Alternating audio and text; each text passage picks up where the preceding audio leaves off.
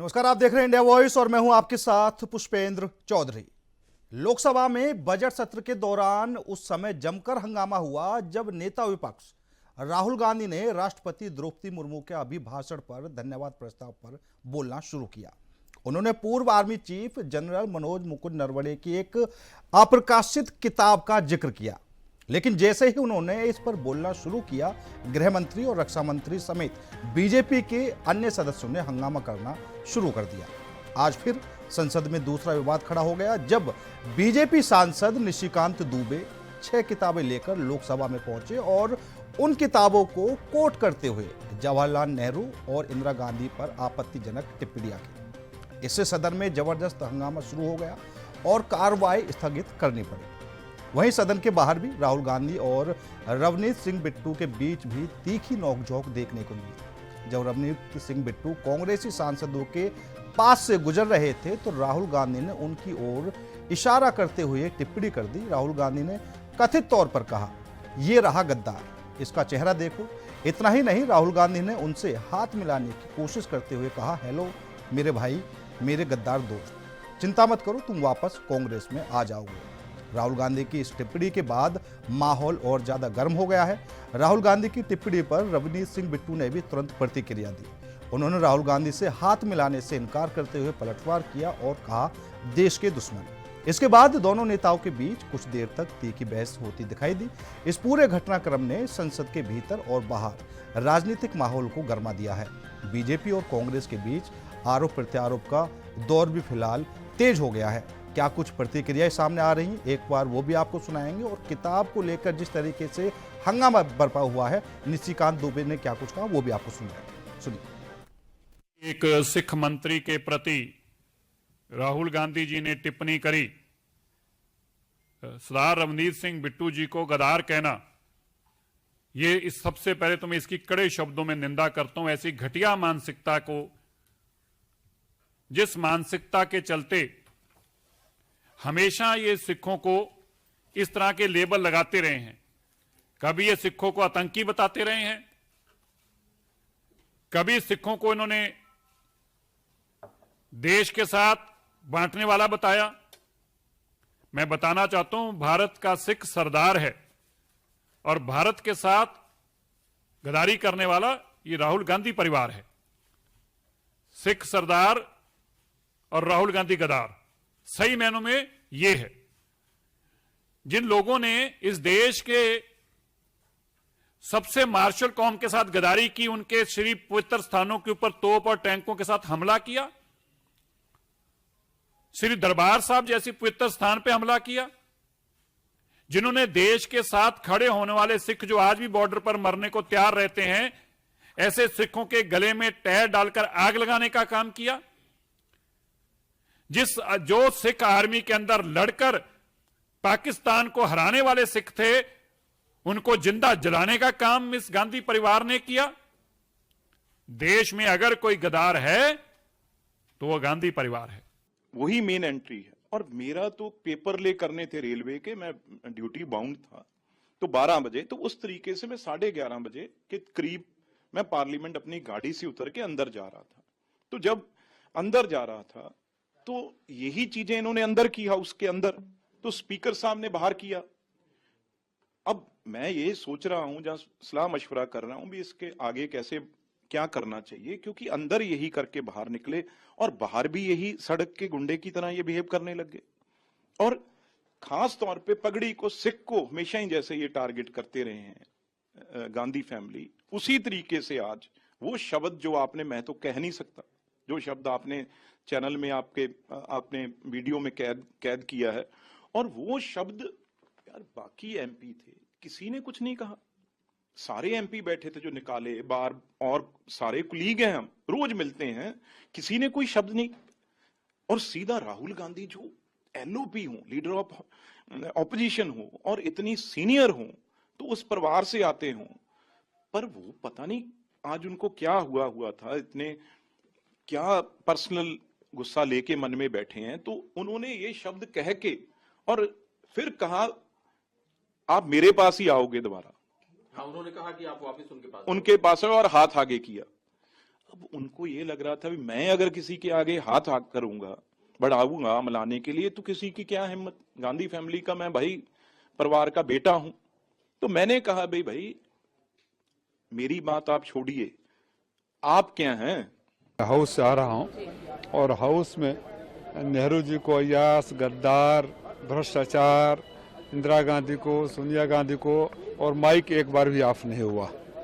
अगर राहुल गांधी, अखिलेश यादव या विपक्ष का कोई नेता बोलता है तो 1 सेकंड में माइक बिना कुर्सी की मर्जी का नहीं चलता है, और लगातार निशिकांत दुबे जी को बोलने दिया गया। अगर यही लोकतंत्र है तो ये बहुत दुर्भाग्यपूर्ण है। कांग्रेस के हाथ खून से रंगे हुए हैं। कांग्रेस 84 में भी जो नरसंहार हुआ तब भी उस सिखों को गद्दार कहती थी, और आज 2026 में भी उस सिखों को गद्दार कह रही है, जबकि सिख वो कौम है जो इस देश के लिए शहादत देता है, एक बहादुर कौम है जिसने त्याग और बलिदान दिया है। ऐसे समुदाय को गाली देना, ऐसी कौम को गाली देना, ये राहुल गांधी की मानसिकता दिखाता है। देखिए, ये जो एक्सचेंज थी ना, ये सारी टीवी स्क्रीन पे प्ले आउट हो गई है। इसके एग्जैक्ट वर्ड्स आप देखिए। अंग्रेजी में उन्होंने शब्द यूज किया traitor, which is more serious than गद्दार।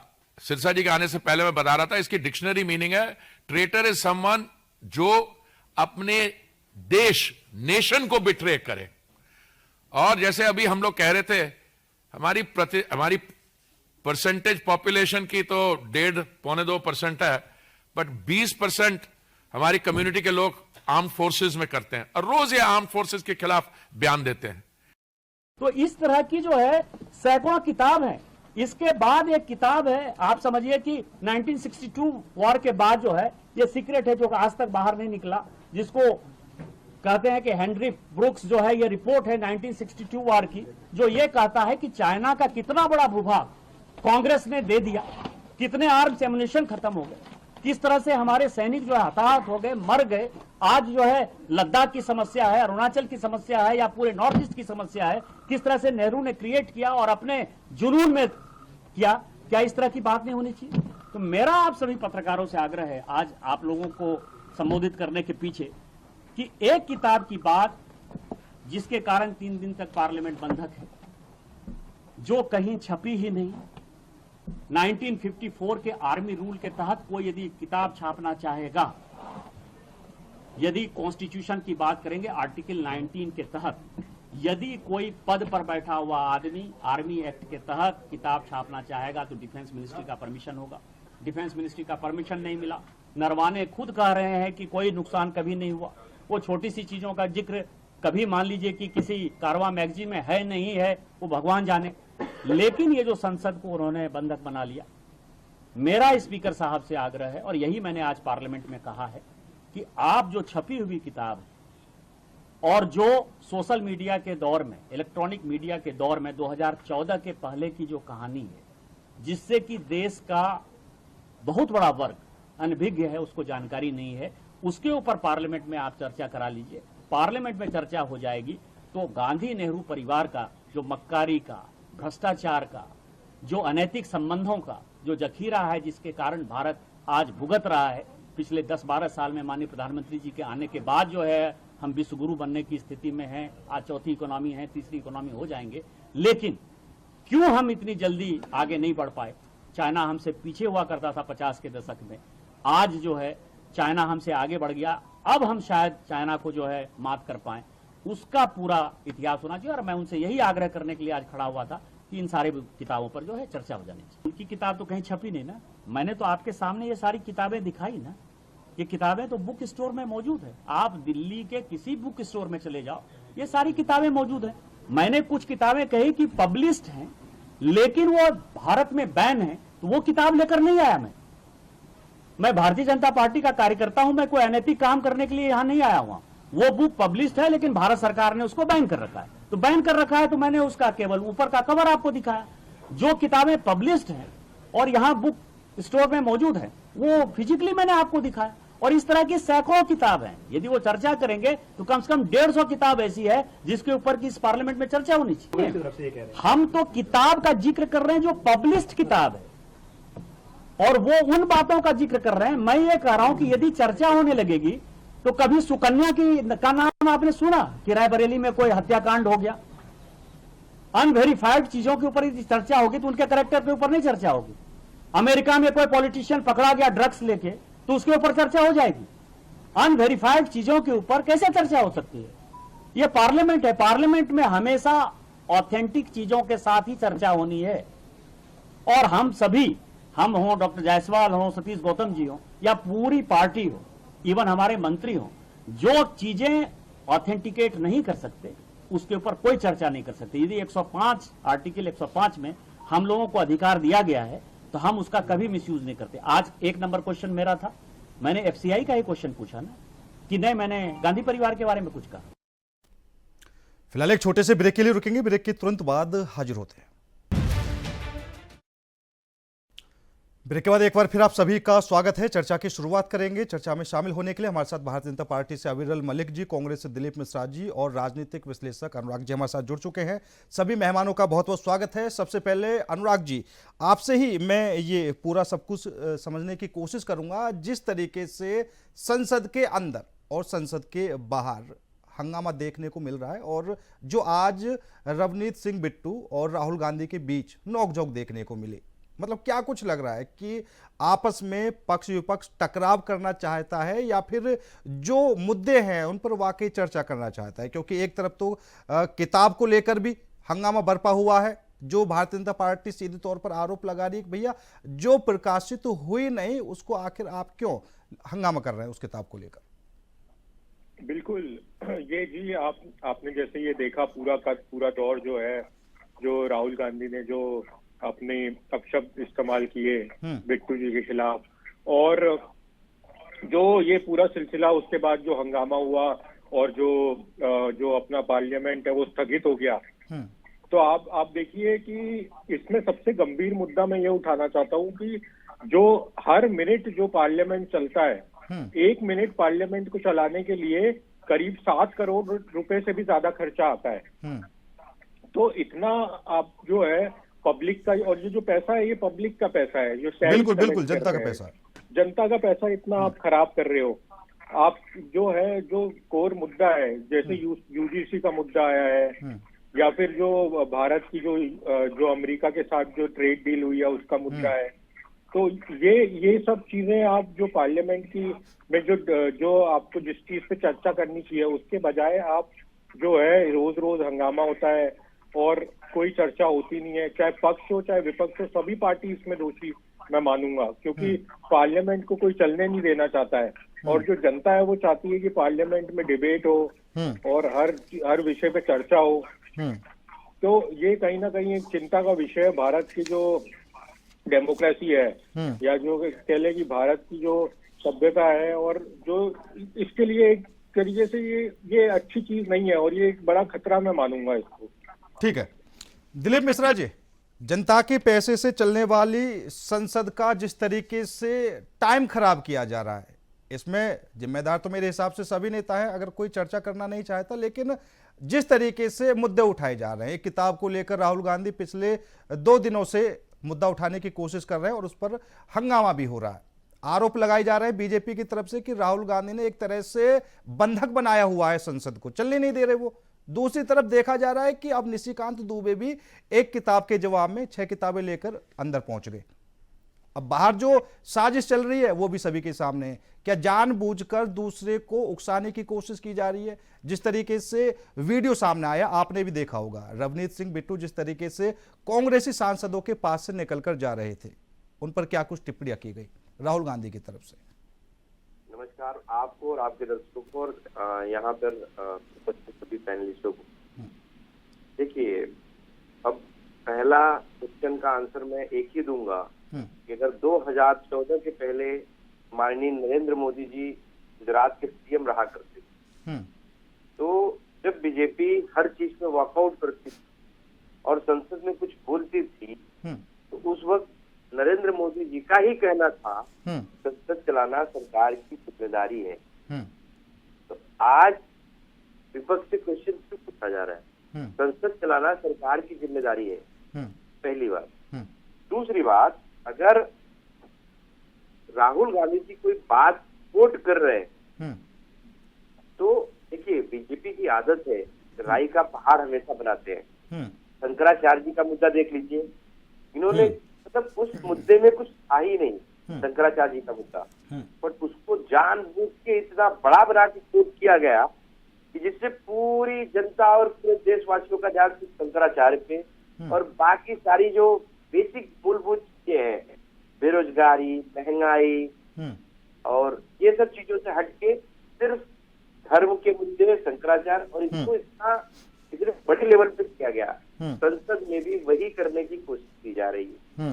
अगर राहुल गांधी जी कहना चाहते हैं, ऐसे बहुत सारी बातें हैं जो संसद में अनैतिक ढंग से बीजेपी ने ही की है, और माननीय जो ओम बिरला जी उन्होंने कहा कि ऑन रिकॉर्ड नहीं लिया जाएगा।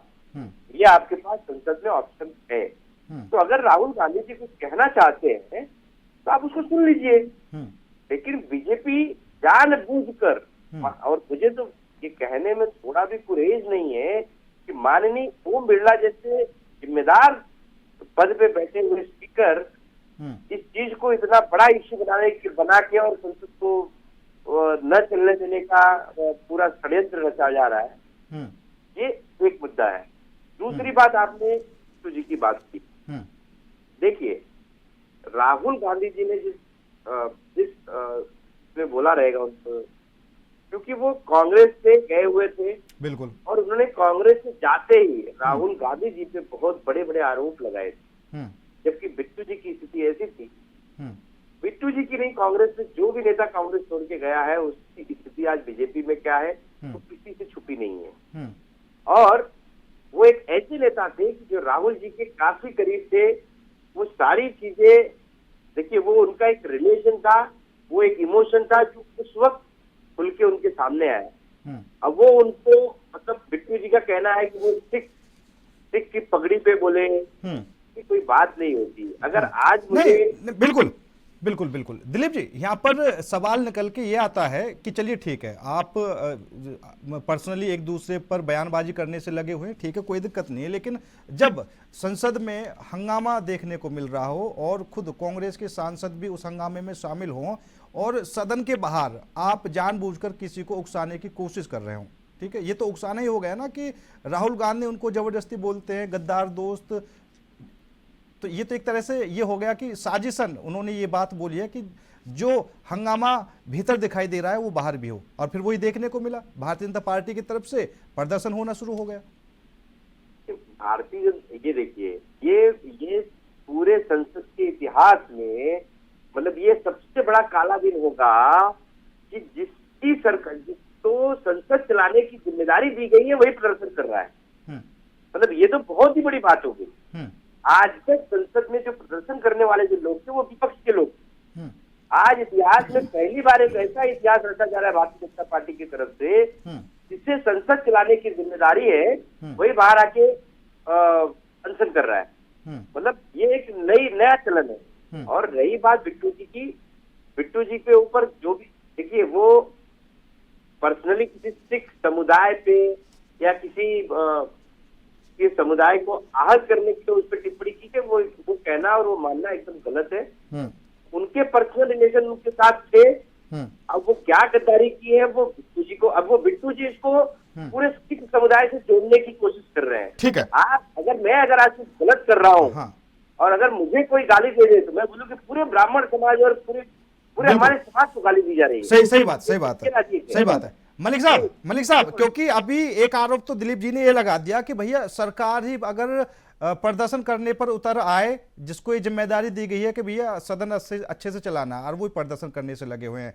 आपने कांग्रेस के 8 सांसदों को पूरे सत्र से निलंबित कर दिया, प्रदर्शन उनको करना चाहिए लेकिन बदले में आप करने से लगे हुए हैं। और दूसरा ये, जिस तरीके से भारतीय जनता पार्टी की तरफ से बार बार कहा जा रहा है कि राहुल गांधी के बयान से सिख समुदाय की एक तरह से जो आत्मा है वो आहत हुई है। आप किसी एक व्यक्ति पर कटाक्ष करने से, बयानबाजी करने से पूरे सिख समुदाय को लपेटने की क्या चक्कर है? क्योंकि कांग्रेस में भी सिख समुदाय के सांसद हैं, विधायक हैं, वो भी साफ तौर पर कहते हुए नजर आ रहे हैं कि भैया रवनीत सिंह बिट्टू ने गलत बोला। मलिक साहब, बिल्कुल देखिए, जहाँ तक विषय एक तरीके से आरोप प्रत्यारोप का, भारतीय जनता पार्टी किसी प्रकार से आरोप प्रत्यारोप नहीं करती है, लेकिन जहाँ तक विषय सत्यता का है तो निश्चित रूप से जो सच होगा वो कहा जाएगा, इसमें कोई दो राय नहीं है। और जहां तक विषय एक तरीके से संसद की गरिमा को भंग करने का प्रयास करने का, तो बिल्कुल सर्वविदित है किस प्रकार से विपक्ष के द्वारा किया गया। और जहां तक अगर बात कर जाए, अगर पार्लियामेंट्री नॉर्म्स की बात कर जाए, तो पार्लियामेंट्री नॉर्म्स को किसी प्रकार से रूल्स को फॉलो करने का काम ऑपोजिशन नहीं करता, ये भी एक फैक्ट है। और उसके साथ साथ अगर बात कर जाए विपक्ष की, तो आरोप प्रत्यारोप पर विश्वास रखने वाले लोग हैं। और जहां तक उकसावे की बात की गई, तो निश्चित रूप से जिस प्रकार के शब्दों का प्रयोग प्रधानमंत्री जी के लिए किया गया, बहुत ही दुखद है, अपमानजनक है।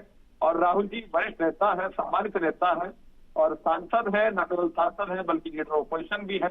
और उसके साथ साथ लीडर ऑपोजिशन होने के नाते, एक वरिष्ठ नेता होने के नाते, पूर्व राष्ट्रीय अध्यक्ष कांग्रेस पार्टी होने के नाते इस प्रकार की बातों कहें, तो मैं समझता हूँ वो अच्छा नहीं लगता। इस चीज को याद रखा जाना चाहिए।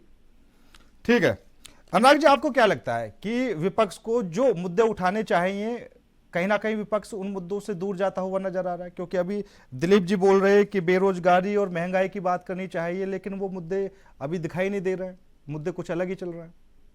जी बिल्कुल, देखिए जिस तरीके से, एक तो मैं सबसे पहले ये कहना चाहूंगा कि जो ये खेल चल रहा है, जो राहुल गांधी ने जो बिट्टू जी पे जो एक खराब भाषा का, एक खराब शब्द का प्रयोग किया, ट्रेटर या गद्दार जिसको कह सकते हैं, तो वो उनका जो है वो एक व्यक्तिगत तौर पे एक कमेंट था, ना कि एक समाज के प्रति। लेकिन जो भाजपा है वो इसका फायदा उठाना चाह रही है कि एक समुदाय को जो है ना, एक समुदाय को उकसाया जाए।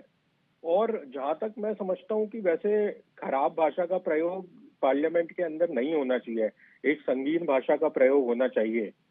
तो पर ये जो चीज है, ये दोनों या विपक्ष और पक्ष और विपक्ष दोनों की तरफ से देखने मिलती है। और काफी इसमें जो है सांसद कई बार दोषी पाए गए हैं। ऐसा नहीं है कि सिर्फ कांग्रेस ही है या सिर्फ भाजपा ही है। तो एक सबको मिलके एक चाहिए कि एक ध्यान रखा जाए इस चीज का। और दूसरी बात यह है कि जहां तक मुद्दों का सवाल है, जी बिल्कुल लोग देखना चाहते हैं कि जैसे मैंने कहा कि भाई इंडिया और अमेरिका के बीच में जो ट्रेड डील हुई है उसके बारे में काफी अफवाहें फैल रही है, तो उस पर कुछ चर्चा हो, या कोई बेरोजगारी पे हो या महंगाई पे चर्चा हो, या जो बजट हुआ है, अभी बजट पास हुआ है उस पर चर्चा हो। तो इन चीजों पे दर्शक चर्चा देखना चाहते हैं, लेकिन चर्चा कुछ और ही देखने मिलती है। और थोड़े से टाइम बाद 10 या 15 मिनट संसद चलता है, उसके बाद तो संसद स्थगित ही हो जाता है। तो ये सबकी जिम्मेदारी है। और भाजपा को ये चाहिए कि अब एक सर्वदलीय बैठक बुलाए, और सर्वदलीय बैठक बुला के और उसमें जो है जो सुलह करने की कोशिश की जाए, और ये एक कोशिश की जाए कि सदन चले और सदन को रोका ना जाए। बिल्कुल बिल्कुल। और अनुराग जी, एक बात और समझने वाली बात है यहाँ कि अगर कोई भी मुद्दा कांग्रेस उठाती है, वो भी संसद की कार्रवाई के दौरान, ठीक है, तब कहीं ना कहीं ऐसा देखा जाता है कि वो खुद अपने मुद्दे में फंस जाती है। अब जैसे पूर्व आर्मी चीफ की किताब को लेकर राहुल गांधी मुद्दा उठाने से लगे हुए हैं, निशिकांत दुबे 6 किताबें ले आए और फिर वही नेहरू और गांधी परिवार पर आरोप लगाने शुरू कर दिए। जी बिल्कुल, ये देखिए आप अभी थोड़े दिन पहले ही प्रियंका गांधी जी भी संसद में उठी थी। उन्होंने कहा था कि जो नेहरू जी पे जितने आरोप लगाने आप एक साथ ही हमें एक बार में बता दो, एक बार में लगा लीजिए, उसके बाद चैप्टर, उसके बाद इस चीज को खत्म करो। क्योंकि नेहरू जी की मृत्यु हुए भी 50 साल के ऊपर हो चुके हैं, 55 साल के ऊपर हो चुके हैं अब। तो इस तरीके से ये बात भी ठीक है, जो बहुत टाइम पहले जिसकी मृत्यु हो चुकी है, आज के जमाने में उस पे दोष क्या डालना या उसके बारे में क्यों बात करना। तो ये भी एक तरीके से ठीक है। लेकिन जहां तक भाजपा का सवाल है, भाजपा को ऐसा लगता है कि अगर जो है नेहरू जी पे या इंदिरा गांधी जी पे या कांग्रेस के जो पुराने लीडर हैं उन पे अगर उनकी छवि को खराब किया जाए, तो इसका कहीं ना कहीं फायदा भाजपा को चुनाव में मिलता है। और आप जानते ही हैं कि अगले साल ही यूपी में चुनाव होने वाला है। यूपी सबसे बड़ा जो है स्टेट है, अगर आप देखिए सबसे बड़ा राज्य है सीटों के लिहाज से, 80 सीट वहां से लोकसभा की आती है। तो आप देखिए कितना, और पिछले लोकसभा में ये याद रखिएगा कि जो समाजवादी पार्टी है वो नंबर 1 की पार्टी थी और भाजपा नंबर 2 की पार्टी थी। तो भाजपा के लिए बहुत कठिन होगा अपनी जमीन को बचाना यूपी में। काफी उनको मेहनत करनी पड़ रही है, क्योंकि उनको काफी अखिलेश यादव और सपा से बहुत ज्यादा उनको जो है कंपटीशन देखने मिल रहा है। इस बार इतनी आसान जीतनी होने वाली जितनी पिछली 2 बार हुई है। ठीक है। तो उसकी वजह से भी बिल्कुल। राजनीति काफी गरमाई हुई है। हाँ दिलीप जी, क्योंकि जो मुद्दे आप अभी उठाने से लगे हुए हैं, ऐसा नहीं है कि आप पहली बार उठा रहे हैं, कई बार आप ये मुद्दे उठा चुके हैं। चीन को लेकर भी आप सरकार पर हमलावर हो चुके हैं, अमेरिका को लेकर भी हमलावर हो चुके हैं। क्या कुछ नया करने की कोशिश करने से लगे हुए हैं आप? आपने खुद पिछली बार बेरोजगारी और महंगाई की बात की, तो आप विपक्ष में हैं, तो आप खुद उठा लीजिए मुद्दा। मुझे थोड़ा समय दीजिएगा, क्योंकि अभी मैं एक्चुअली पिछली बार निशिकांत दुबे जी के वक्तव्य के जवाब नहीं दे पाया था। उन्होंने बात की विकसित भारत। विकसित भारत की कंडीशन ये है, आज अनएम्प्लॉयमेंट में 58% लोग, आजादी के बाद सबसे ज्यादा अनएम्प्लॉयड लोग हैं। ये है विकसित भारत नरेंद्र मोदी जी। हंगर इंडेक्स में हम 111वें स्थान पे है, 123 पाकिस्तान बांग्लादेश की है। ये है विकसित भारत, हमारा विकसित भारत। कर्ज में हमने 54 लाख करोड़ लिए हुए थे 2014 में, वो आज 2,84,000 करोड़ प्लस सरप्लस है। और ये बोल के ही भाजपा सत्ता में आई। लेकिन भाजपा ये सारे मुद्दों से ध्यान भटकाने के लिए सिर्फ और सिर्फ संसद में, मतलब मुझे तो ऐसा लग रहा है, मतलब माननीय महामहिम जो चेयर पे बैठे हुए हैं, मैंने उनके इतने बायस चीजें देखी हैं कि जब भी विपक्ष से कोई लीडर खड़ा होगा उनको इंटरप्शन करना होता है। नहीं ऐसे नहीं करना हो। अमित शाह जी को और मोदी जी को ऐसे बैठ के सुनते हो। इतनी बड़ी चेयर पे बैठा हुआ आदमी कभी बायस होना ही नहीं चाहिए। पहली बात, आप एक संवैधानिक पद पे हैं, ठीक है, आप एक बीजेपी के सांसद हैं, एक बीजेपी से आपका जुड़ाव है, लेकिन जब आप एक संवैधानिक पद पे बैठ जाते हैं, राष्ट्रपति, उपराष्ट्रपति और आप स्पीकर, आप उस चेयर की गरिमा खराब करते हैं। आप अगर एक पार्टी विशेष की बात करते हैं, एक पार्टी विशेष को सपोर्ट करते हैं, तो आप उस पद की गरिमा खराब करते हैं। आज की स्थिति ये है कि बीजेपी हमेशा इसी मुद्दे पे उठा के, और निशिकांत दुबे जी को तो मैं क्या बोलूं, इनकी बात तो मतलब इनके खुद के इतने कारनामे हैं झारखंड में कि इनके खुद के खत्म होते नहीं है, और ये दूसरों को आगे कहानियां बताते।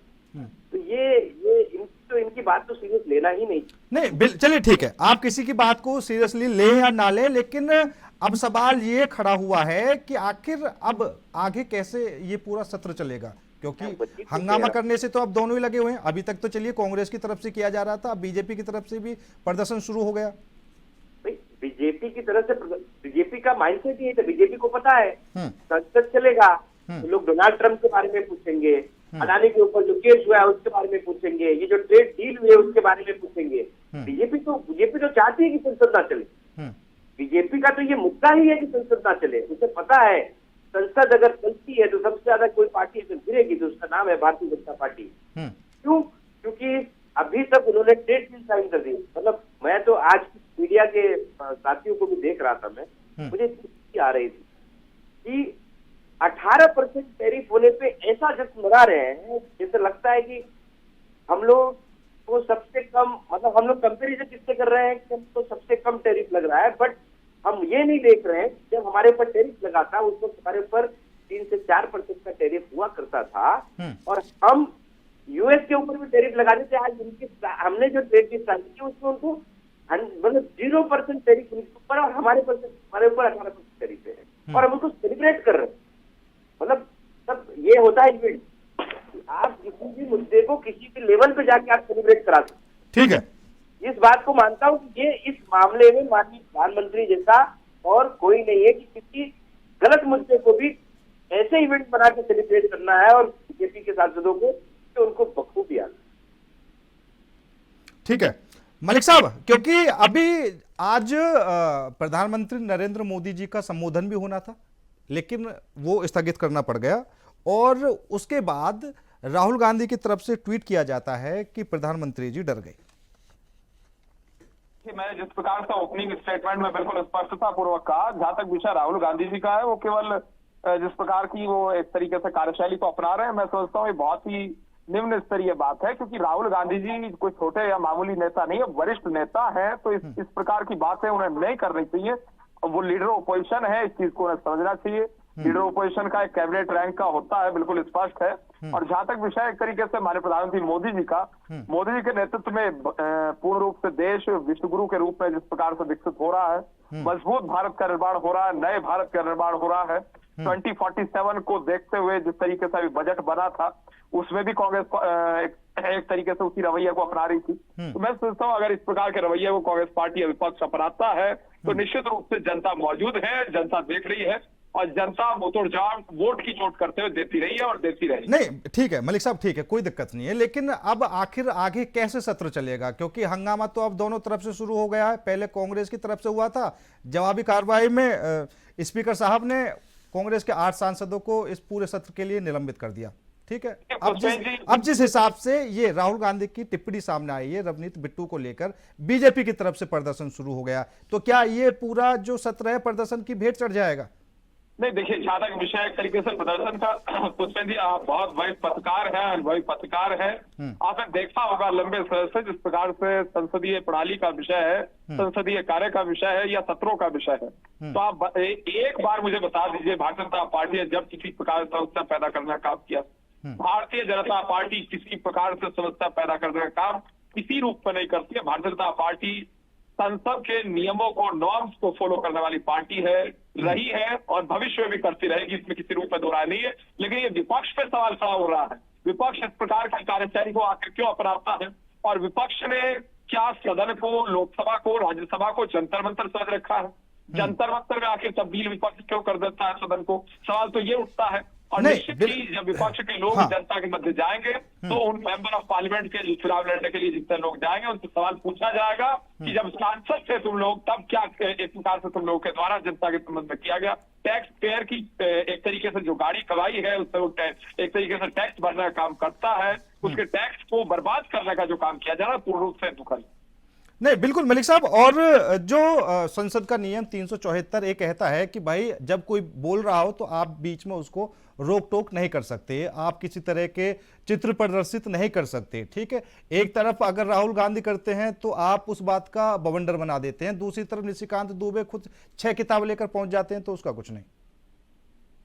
देखिए, जहां तक तरीके से किताब का, पुस्तक का, ईमेल का, तो वो वहां के जो नियम है वो बिल्कुल स्पष्ट है। लेकिन वो तो किताब जिसकी वो बात कर रहे हैं वो तो पब्लिश ही नहीं है। बताइए कहाँ वो पब्लिश है? उस किताब को कम से कम ये बताना चाहिए आदरणीय राहुल जी को या किसी भी नेता को जो इस विषय को उठा रहा है वो पब्लिश कहाँ है? तो किताब पब्लिश ही नहीं है। जो चीज पब्लिश नहीं है, जो किसी रूप में सामने नहीं आई है, उसके आधारित बात करना मैं समझता हूँ पूर्ण रूप से निराधार। ठीक है, ठीक है, अनुराग जी कुछ कहना चाहते हैं? मैं आऊंगा दिलीप जी आपके पास।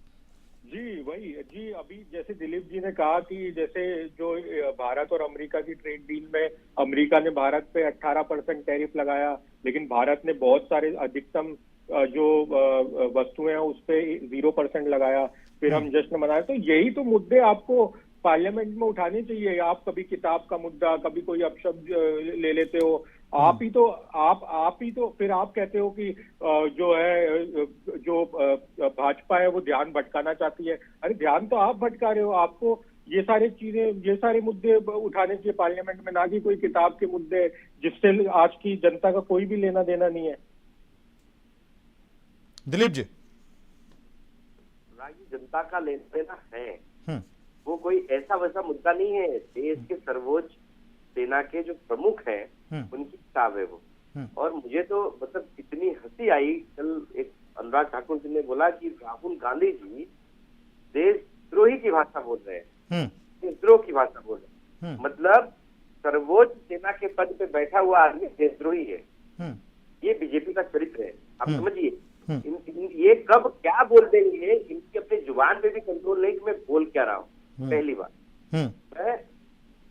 जो ये मुद्दा भटकाया जा रहा है, कांग्रेस ने जो मुद्दा उठाया है, जब इसलिए उठाया है कि उसमें जो नाम है माननीय रक्षा मंत्री जी और माननीय प्रधानमंत्री जी का है।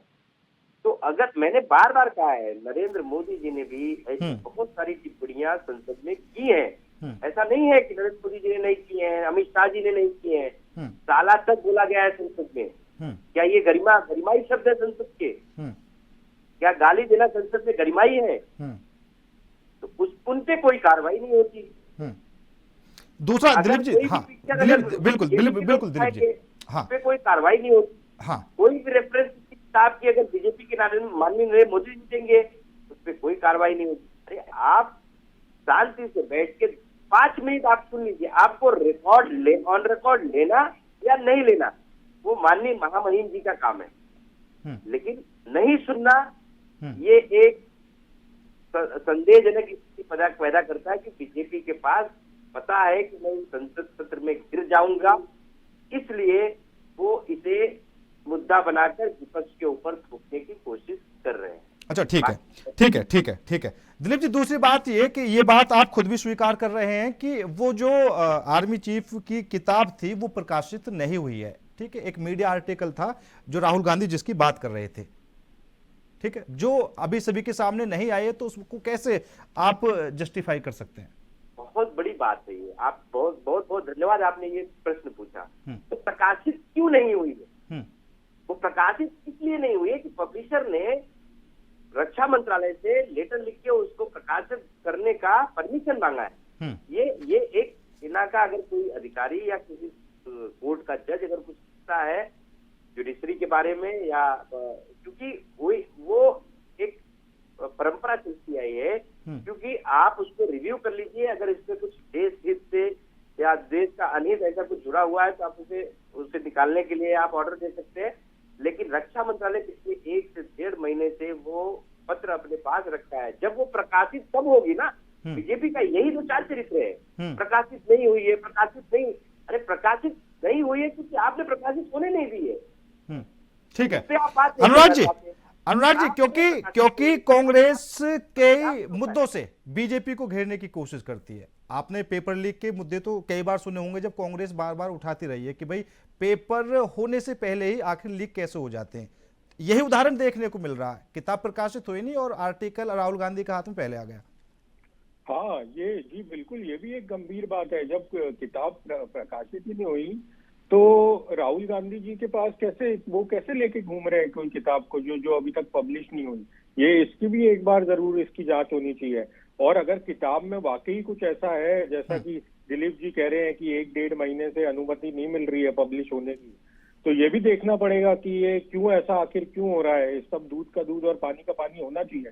लेकिन इसके साथ साथ और भी अन्य इतने सारे भारत देश में मुद्दे, ऐसा नहीं है कि भारत में सिर्फ एक ही यही मुद्दा है किताब का, ये किताब में क्या है सिर्फ यही मुद्दा है। और इतने सारे मुद्दे बड़े बड़े पड़े हुए हैं जिसपे कोई भी चर्चा नहीं हुई है पिछले बहुत समय से संसद में, जिसकी चर्चा होनी चाहिए। वो इसकी वजह से वो सारी चर्चाएं भी हो नहीं पा रही है।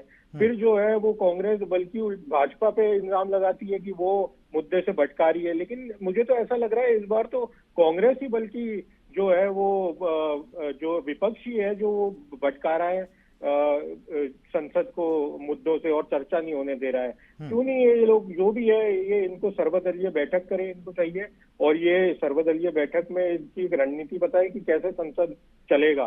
सबको अपना बोलने का अधिकार है, सबको टाइम मिलना चाहिए। और जैसे कि आपने प्रक्रिया आप भी जानते होंगे कि पार्लियामेंट में जितनी भी पार्टियां होती है, जितने सबके सांसद होते हैं, उसके हिसाब से उनको एक टाइम अलॉट किया जाता है बोलने के लिए। तो सबको अपना जो टाइम है वो टाइम अलॉट किया जाए, और जो भी चर्चा के जो भी मुद्दे हैं वो नहीं, बिल्कुल। और अनुराग जी, यहाँ पर एक बात समझ में नहीं आ रही है, क्योंकि जो नेता विपक्ष होते हैं उनको तो स्पेशल समय और दिया जाता है बोलने के लिए, लेकिन उसके बावजूद भी हंगामा हो रहा है, समझ में नहीं आता। जी बिल्कुल, ये बहुत ही दुर्भाग्यपूर्ण है। और जिस तरीके से जो शालीन भाषा का प्रयोग किया जाना चाहिए पार्लियामेंट में, चाहे पक्ष हो विपक्ष हो, और वो लीडर ऑफ ऑपोजिशन होके उन्होंने कोई एक आपत्तिजनक शब्द बोला है जो मैं बोलना भी नहीं पसंद करता टीवी पे, तो इस तरीके से उन्हें भी सोचना चाहिए कि ये किस दिशा में पूरी पार्टी चली जाएगी अगर इस तरीके की भाषा का इस्तेमाल होगा। एक तरफ तो आप कहते हैं कि प्रधानमंत्री जी जो है वो आदर के साथ नहीं बात करते हैं या उनकी भाषा ठीक नहीं है, और एक तरफ आप खुद ही ऐसे अपशब्द पार्लियामेंट के अंदर बोल रहे हैं ऑन रिकॉर्ड। तो ये कहाँ आपकी बात चलेगी, और ये एक तरीके से बहुत दुर्भाग्यपूर्ण है। बिल्कुल। और जैसे कि मैंने बताया, एक मिनट जो संसद चलता है उससे 7 करोड़ से ज्यादा का भी खर्चा आता है, और ये जो आम आदमी का पैसा है जिससे ये संसद चलता है, ये जीएसटी जो है, आम आदमी कुछ सामान खरीदता है, जीएसटी देता है, ये सारा जो आम आदमी का पैसा है ये सारा बर्बाद किए जा रहे हैं। बिल्कुल सही बात है। जनता के पैसे से संसद चल रही है और जनहित की बात नहीं हो रही, ये भी कमाल की बात है। मलिक साहब, क्योंकि किताब का मुद्दा तो चलो हम साइड में छोड़ देते हैं, कोई बड़ी बात नहीं, लेकिन जिस तरीके से राहुल गांधी की तरफ से बयानबाजी की गई, बदले में रवनीत बिट्टू ने भी साफ तौर पर क्या कुछ कहा, देश के दुश्मन, ठीक है, ये भी उनकी तरफ से शब्द कहे गए। लेकिन कोई भी मुद्दा हो, लास्ट में आकर वो एक ही बात पर रुक जाता है, नेहरू गांधी परिवार, नेहरू गांधी परिवार। जी, तो देखिए, जहां तक नेहरू गांधी परिवार का विषय है, तो राहुल गांधी जी की अगर बात कर ली जाए, तो राहुल गांधी जी किस प्रकार की भाषाई मर्यादा को तोड़ने का काम करते हैं वो तो बिल्कुल स्पष्ट रूप से स्पष्ट नजर आ रहा है मीडिया के माध्यम से, जनता के मध्य में। और जहां तक विषय पर्टिकुलर अगर बात कर ली जाए विस्तृत रूप में इस देश के विकास की, इस देश को मजबूत करने की, तो निश्चित रूप से भारतीय जनता पार्टी के नेतृत्व में, मोदी जी के नेतृत्व में मजबूती के साथ ये देश आगे बढ़ रहा है। और उसके साथ साथ अगर नेहरू गांधी परिवार की बात कर ली जाए, तो नेहरू जी का विरोध करने की जो बात कुछ लोग कहते हैं कि भाई हम नेहरू जी का विरोध करते हैं, हम नेहरू जी का विरोध हम नहीं करते हैं। नेताजी स्वर्गीय मुलायम सिंह यादव जी नेहरू जी के विरोधी थे चीन के विषय पे भी, उनकी चीन की नीति पे। और उसके साथ साथ नेताजी मुलायम सिंह यादव जी की अगर बात कर जाए, पूर्ण रूप से उनकी विदेश नीति हो या रक्षा नीति हो, वो सबसे बड़े विरोधी थे। इस चीज को भी याद रखा जाना चाहिए। और जहां तक विषय है राजनीति करने का, भारतीय जनता पार्टी किसी प्रकार से ओछी राजनीति नहीं करती। और मतभेद हो सकते हैं, होने चाहिए, हम तो कहते हैं मतभेद हो, और घर में भी मतभेद होते हैं, लेकिन मतभेद नहीं होना चाहिए। हम उस राजनीति को बिलोंग करने वाले लोग हैं, अटल बिहारी वाजपेयी जी की राजनीति को बिलोंग करने वाले लोग हैं, और निश्चित रूप से हम उसी के आधार पर आगे बढ़ते रहे और भविष्य में बढ़ते रहे। नहीं मलिक साहब, बिल्कुल सही बात है, आप खुद बोल रहे हैं कि मतभेद हो सकते हैं लेकिन मनभेद नहीं है। तो यही तो राजनीति में देखने को मिल रहा है कि जो विपक्ष है, जो इंडिया गठबंधन है, उसमें वो दल शामिल है जिनकी आज तक कभी सोच विचारधारा नहीं मिली, लेकिन फिर भी राजनीति के हिसाब से वो गठबंधन करके लगे हुए हैं। मलिक साहब, देखिए, विपक्ष का जहां तक सवाल है, अब ये तो बिल्कुल स्पष्ट रूप से नजर आ रहा है। नेताजी स्वर्गीय मुलायम सिंह यादव जी की नीति के विरुद्ध जाने का काम किसने किया, वो स्पष्ट नजर आ रहा है। और समाजवादी पार्टी के साथ गठबंधन में कांग्रेस बैठी हुई है, बेशर्मी तो कांग्रेस पार्टी की है। कांग्रेस का विरोध हमेशा समाजवादी पार्टी ने किया, फिर भी कांग्रेस गठबंधन में समाजवादी पार्टी के साथ बैठी है। तो कांग्रेस पार्टी की अगर बात कर जाए, तो वो लोग हैं जो नेताजी मुलायम सिंह यादव जी को जेल भेजने का काम किया। सभी सेक्युलर नेताओं को जेल भेजा, सभी नेताओं को इन्होंने जेल में डाला था, संपूर्ण विपक्ष को जेल में रखा। किसान मसीहा चाहे चरण सिंह जी रहे हो, मुलायम सिंह यादव जी रहे हो, उसके साथ साथ अगर बात कर जाए मोरारजी देसाई जी रहे हो, अटल बिहारी वाजपेयी जी रहे हो, लाल कृष्ण आडवाणी जी रहे हो, तो तमाम सारे नेताओं को जेल भेजने का काम, टैक्स की बिजली काटने का काम, और उसके साथ साथ न्यायालयों को बंद करने का काम किसने 1970 में एक तरीके से किया देश भर में, वो स्पष्ट रूप से सबने देखा। और जनता उसकी गवाह रही है। और जहां तक विषय है लोकतंत्र में तानाशाही को एक तरीके से आगे बढ़ाने का, पनपाने का, तो बिल्कुल स्पष्ट रूप से सबको मालूम है कि किस प्रकार से कांग्रेस पार्टी के द्वारा वो कार्य किया। ठीक है, ठीक है अनुराग जी, क्योंकि जिस तरीके से रवनीत बिट्टू ने राहुल गांधी जी को देश के गद्दार कहा, और अभी दिलीप जी ने एक बात और कही थी कि अनुराग ठाकुर ने भी राहुल गांधी जी को देशद्रोही कहा था। ठीक है, जवाबी जो सवाल थे, जो जवाब आया कि भाई देश के बाहर जाकर राहुल गांधी जिस तरीके से देश के ही खिलाफ बोलते हैं, इस वजह से ये बातें निकलकर सामने आती हैं।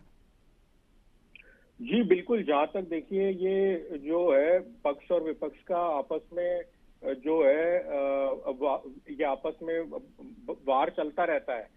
तो पर एक तरीके से जो भाषा का संयम हमें कभी तोड़ना नहीं चाहिए। मैं यही कहूंगा कि आज जो है चाहे पक्ष की तरफ से हो चाहे विपक्ष की तरफ से हो, आजकल देखने को मिलता है कि दोनों ही जो पक्ष और विपक्ष है आपस में अपशब्द का इस्तेमाल कर लेते हैं। पार्लियामेंट में भी अपशब्द बोलते हैं। पार्लियामेंट जो है वो टीवी पे आती है, सब लोग देखते हैं, कई बार बच्चे और बूढ़े लोग भी देखते हैं, औरतें भी देखती हैं। तो थोड़ा भाषा की शालीनता का ध्यान रखना चाहिए। और कम से कम क्योंकि राहुल गांधी जी तो लीडर ऑफ ऑपोजिशन है, वो तो एक इतने बड़े पद पे है, पूरे इंडिया गठबंधन का नेतृत्व वो कर रहे हैं पार्लियामेंट में, तो उनको तो खासकर बहुत ज्यादा ध्यान से बात करनी चाहिए। लेकिन कई बार देखा गया है कि वो जो है अनकही बातें कर देते हैं, और जो है ना जिस तरीके से जो ऑपोजिशन के नेता का जो चरित्र होना चाहिए उसके हिसाब से, जो पद के हिसाब से बात नहीं करते हैं, और औने पौने मुद्दे उठा लेंगे। और जो जनता जिसको जनता सुनना भी नहीं चाहती है, ऐसे मुद्दे उठा लेते हैं, कई बार देखा गया है। तो एक पॉलिटिकल मैच्योरिटी जो है उनमें कहीं ना कहीं मेरे को अभी भी वो जो है थोड़ा सा उनमें बचपना झलकता है, और वो पॉलिटिकल मैच्योरिटी अभी उनमें आई नहीं है। उनसे अच्छा, हालांकि जो है प्रियंका गांधी फिर भी उनसे अच्छा बोल लेती हैं, और नेता अच्छा बोल लेते हैं। तो ये एक तरीके से सबको देखना चाहिए कि भाई जो संसद है उसको किस तरीके से चलाएं, किस तरीके से भाषा का प्रयोग करें। जैसे हम अटल बिहारी वाजपेयी जी की बात हुई, अटल बिहारी वाजपेयी जी ने क्या कहा था कि ये जो सरकारें बनेंगी, सरकारें गिरेंगी, पर देश रहना चाहिए। ये उनका एक जो है पार्लियामेंट की स्पीच है कि देश रहना चाहिए, और जो देश की जो हमारी डेमोक्रेसी है वो जो है वो बरकरार रहनी चाहिए। तो इस विषय में सबको सोचना होगा, और जो सोच जो अटल बिहारी वाजपेयी जी ने दी थी उस पे हम सबको एक बार विचार करके, सब सारे सांसदों को विचार करके और उस सोच के हिसाब से संसद को चलाना पड़ेगा, क्योंकि ये देश के मुद्दे हैं, और देश के मुद्दे जब तक देश के मुद्दों पे चर्चा नहीं होगी तो कोई समस्या का समाधान भी नहीं निकलेगा। बिल्कुल दिलीप जी, एक तो सबसे पहले ये कि देश के मुद्दों पर चर्चा होनी चाहिए, दूसरा ये कि आपके पास ऐसा शायद कोई मुद्दा नहीं है जिससे आप सरकार को बैकफुट पर ला सकें। आप किताब का मुद्दा उठा रहे हैं, दूसरी तरफ जो बीजेपी की तरफ से कहा जा रहा है कि भैया कांग्रेस के टाइम में भी ऐसी किताबें थी जो कांग्रेस के बारे में काफी कुछ गलत लिखा हुआ है, आजादी के समय की भी बात कर ले तो भी गलत लिखा हुआ है। मैं वही तो कह रहा हूँ, आप बात को समझिए। सांसद फाइल को बीजेपी ने पिक्चर क्यों बनाया? एक्सीडेंटल प्राइम मिनिस्टर क्या था? बीजेपी ने, कांग्रेस ने तो कभी नहीं रोका। कांग्रेस ने कभी अपने जमाने में कांग्रेस की किसी स्पोक पर्सन ने या स्पीकर ने किसी ने रोका हो कि नहीं आप ये मत करिए? मैं यही बार बार कहने की कोशिश कर रहा हूँ कि बीजेपी जानबूझकर इस किताब के मुद्दे को, जैसे शंकराचार्य जी के मुद्दे को इन्होंने इतना बड़ा, शंकराचार्य जी का कोई मुद्दा ही नहीं था। सब नहाने जा रहे थे, बाबा नहाने जा रहे थे, सारे लोग नहाने जा रहे थे, इनको भी जाने दिए होते, वो नहीं भी जाने दिए, रोक लिया आपने। उन्होंने बोला आप हमको लेके आइए, हमको ले जाके हमको स्नान कराइए, हम अपने आ जाएंगे। नहीं दिलीप मिश्रा जी, क्योंकि और भी बड़े अखाड़े हैं, उनकी तरफ से भी साफ तौर पर कहा गया कि भैया शाही स्नान इस समय होता ही नहीं है, आप क्यों शाही स्नान करेंगे? आप सुनिए एक मिनट, मैं आपको करेक्ट करना चाहता हूँ। शंकराचार्य कोई मैं और आप नहीं है कि घर से उठे और चले गए स्नान करने। उनका एक प्रोटोकॉल होता है, 3 दिन 5 दिन पहले प्रशासन को इन्फॉर्म करते हैं कि हम इतने लोग आएंगे, इतने लोग जाएंगे। तब प्रशासन ने तू तक नहीं बोली, तब प्रशासन को बोल देना चाहिए था कि शाही स्नान की कोई सुविधा यहाँ पे नहीं है। लेकिन वो जानबूझ के मुद्दा बनाया गया, क्योंकि उस वक्त मनरेगा बहुत एक हॉट मुद्दा था। नरेंद्र मोदी जी की स्थिति तो ऐसी है कि यहाँ पे गांधी को गाली देंगे और विदेशों में जाके गांधी का पैर छुएंगे। ये दोहरा चरित्र है। और रही बात डू स्टॉक की, डू स्टॉक 50 करोड़ की गर्लफ्रेंड, जर्सी गाय, पुनखा, राहुल गांधी जी ने नहीं बोला है, माननीय प्रधानमंत्री नरेंद्र मोदी। और ये बार बार नेहरू के ऊपर टिप्पणियां करते हैं। इन्हें शायद ये ज्ञान नहीं है, अगर नहीं है, क्योंकि इतिहास भूगोल ये पढ़े तो है नहीं, पॉलिटिकल साइंस डिग्री इन्होंने ली है, 1978 की इनकी डिग्री है, और राजीव गांधी जी के बाद कंप्यूटर आया, फिर डिग्री आ गई इनकी, वहां फंस गए। तो इनको कहाँ से ये नाले और गटर से तो नहीं। दिलीप मिश्रा जी, आप अगर अच्छे से समझ पा रहे हैं कि बीजेपी एक मुद्दे को दबाने के लिए दूसरे मुद्दे की शुरुआत करती है, तो आप ये बात देश को क्यों नहीं समझा पा रहे हैं? मैं देश को इसलिए नहीं समझा पा रहे हैं क्योंकि ये देश का जो चौथा स्तंभ है, जो चौथा स्तंभ है वो बिका हुआ है। आज की स्थिति ऐसी है कि शंकराचार्य जी के मुद्दे को, ठीक है, अच्छा ठीक है, आप आरोप लगा रहे हैं, आरोप लगाने भी ठीक है, लगाने ठीक है। आप बोल रहे हैं कि जो देश का चौथा स्तंभ है वो बिका हुआ है, ठीक। मेरा सवाल यह था कि कांग्रेस पार्टी आखिर देश को क्यों नहीं समझा पा रही है? क्योंकि राहुल गांधी तो विदेश जाके समझाने की कोशिश करते हैं कि शायद विदेश में राहुल गांधी सांसदी का चुनाव लड़ेंगे। क्यों? नहीं, विदेश जाके क्यों समझाने की कोशिश करते हैं? आप नहीं समझ रहे हैं। क्योंकि चौथा स्तंभ तब दिखाएगा, विदेशी मीडिया कवर करेगी, तब इनकी मजबूरी होगी कवर करनी। लेकिन जो यहाँ की जो मुद्दे हैं, मैंने ऐसे नहीं, मैं ये बोल रहा हूँ कि अभी एक मुद्दा आया था यूजीसी का, इतना विरोध कांग्रेस ने नहीं किया जितना लोकतंत्र के चौथे स्तंभ ने किया है। उसमें उस मुद्दे मुद्दे में देखिए, अभी आप एक CIC का आपने कुछ देख रहे होंगे कि जिसमें RTI के कमिश्नर नियुक्त करने हैं, ठीक है, तो उसमें भी एक प्रधानमंत्री जी, गृह मंत्री जी और तीसरा लीडर ऑफ अपोजिशन, ठीक। अब 2-1 से अपॉइंटमेंट हो गई।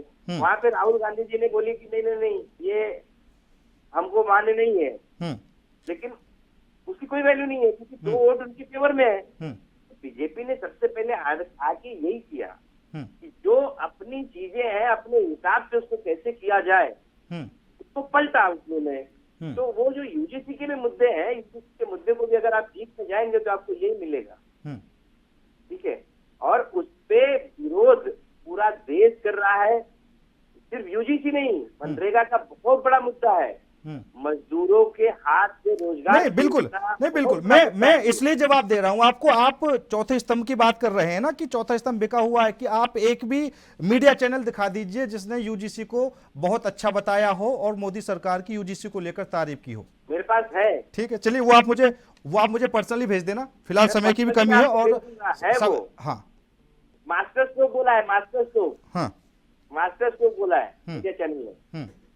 मोदी जी का मतलब मोदी जी कुछ भी करे, नहीं ठीक है, मतलब अगर कोई एक इंसान गुणगान करता है तो आपके लिए वही तथ्य हो जाता है, वही सबूत हो जाता है। लेकिन सबसे बड़ी बात यह है कि कांग्रेस आखिर क्यों मुद्दों की बात नहीं कर रही है और बीजेपी हर मुद्दे को लेकर कांग्रेस को उल्टा घेर लेती है। जवाब पूरा नहीं हो पाएगा, समय की भी कमी है। आप सभी मेहमानों का बहुत बहुत धन्यवाद। दिलीप जी आपका भी धन्यवाद, अनुराग जी आपका भी, अविरल मलिक जी आपका भी धन्यवाद। लेकिन जिस तरीके से संसद में संग्राम देखने को मिल रहा है और साफ तौर पर बयानबाजी शुरू हुई, किताब से लेकर ये पूरी स्टोरी शुरू हुई, बदले में निशिकांत दुबे संसद के भीतर 6 किताबें लेकर पहुंच गए और बात फिर वहीं नेहरू और गांधी परिवार पर जाकर खत्म हो जाती है। लेकिन संसद के बाहर भी जिस तरीके से रवनीत सिंह बिट्टू और राहुल गांधी के बीच तीखी नोकझोंक देखने को मिली, तो बीजेपी लगातार उस मुद्दे को लेकर अब विरोध प्रदर्शन भी कर रही है। हालांकि कल मोदी जी का संबोधन होगा, क्या कुछ बड़ी बातें होंगी देखा जाएगा। फिलहाल मेरे साथ इस खास पेशकश में इतना ही। नमस्कार।